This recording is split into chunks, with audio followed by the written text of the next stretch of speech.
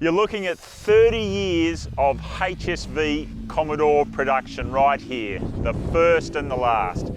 This is the original VL Group A SS SV, the very first Commodore built by Holden Special Vehicles. And this is the last, the mighty GTSR W1. And we've brought them here to the legendary Sandown International Raceway for a very good reason.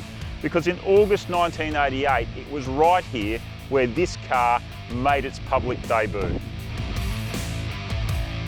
The heart of any Aussie muscle car is its engine. And looking at these two, you can see just how explosive development has been over the last 30 years.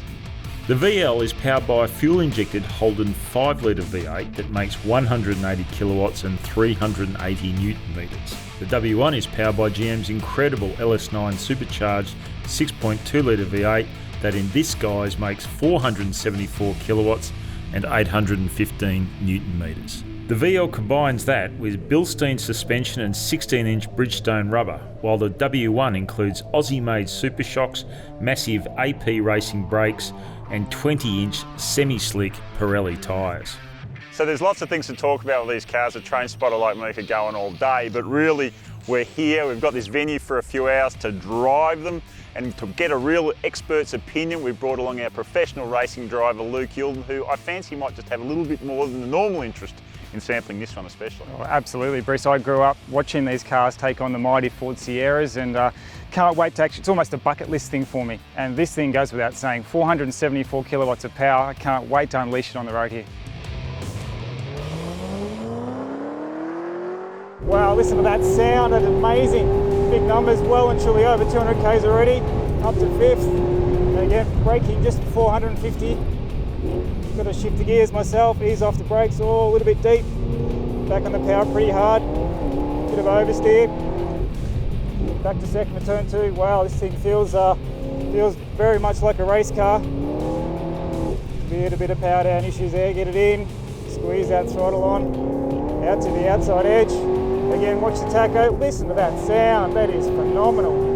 Pulling some big numbers. 6.5 on the shift. Wow, this thing is mega. Up to fifth, 230, 240 already. Bit of a brake, back to fourth gear, turn it in. Whoa, bit of on the nose here. Whoa, up over the curb, hard brakes. Back to second gear, listen to that. Downshift out to the outside edge on the curb. Heaps of grip on the curb. These shocks are amazing. Again, nice late brake. Just kiss a bit of curb, back on the power a little bit of a brake, out to the outside edge. You can stab the throttle. Wow, this thing is mega. And now for the contrast. Time for Luke to fulfill a dream and drive the VL. Well, this is something I've wanted to do ever since I was a kid, is drive one of these Batmobile Walkinshaw Commodores. And finally get a chance to do it 30 odd years later. Wow. This is going to be one of those rare occasions where I'm going to take it a little bit easy. Got to look after this car. Big 180 kilowatts. We've got to take care, yeah? Steering is actually very, very light. It's something that surprised me a lot. I figured this car would be quite stiff in its steering. It's not. You can tell it's a little bit softer than the newer cars, but it does turn in very well. And again, a little bit of tyre squeal, out to the outside edge, nice and smooth on the gas. Don't really need to worry about sort of being smooth on the gas in this car. It just doesn't have enough power. Pedal placement's quite good. Seating position's not too bad either. Up over the curb.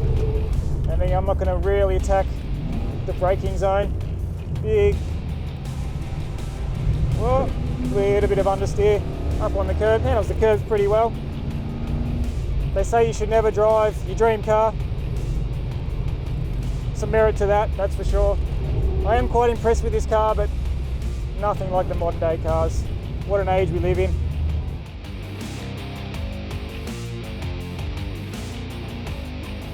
Well, I found that a really interesting experience, Luke, but you as the pro driver, what did you make of it? Yeah, well, these two cars span my lifetime, and it's interesting to see how far cars have come in that 30-year period, that's for sure. But I guess one thing to date is it is tinged with sadness because this is the last HSV performance product based on a Commodore. Yeah, look, I really love driving the old dinosaur, if you like, if I can say that. I'm sure I'll offend some people, but tell you what, the new one is unbelievable. Yeah, you can't argue that it's a great way to go out. Absolutely.